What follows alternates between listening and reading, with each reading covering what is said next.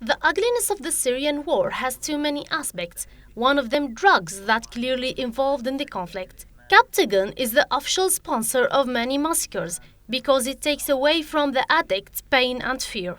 It's also formed an important income for several gangs since the conflict began. These gangs spread Captagon among demonstrators and later between militants. Media investigations proved that al-Nusra, the Free Syrian Army, and the other extremist groups' fighters are taking large amounts of drugs. And they also join the drug dealing business to get the money needed to purchase weapons and equipment.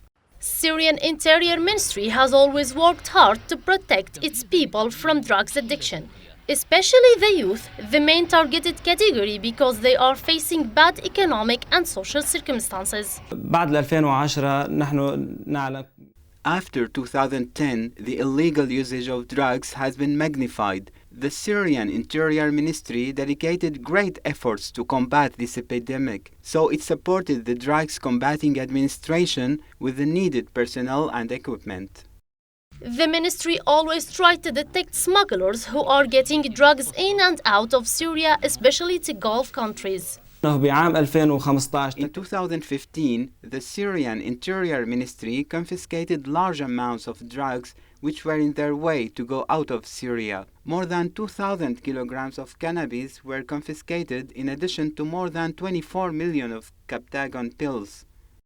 Those smugglers are depending on their relations with other countries to transport these drugs to Syria and then to another countries. أتعاطى المخدرات بال 2013. I started using drugs in 2013 through my bad friends. I was 15 years old. When my parents didn't give me money, I used to steal anything from the house and sell them to get drugs. My friends were buying them from dealers whom I never met.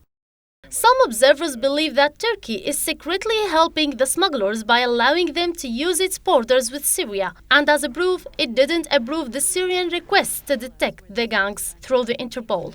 The so-called Syrian-War Pills, which give fighters on ground enough courage to keep fighting, lead them to death sooner or later.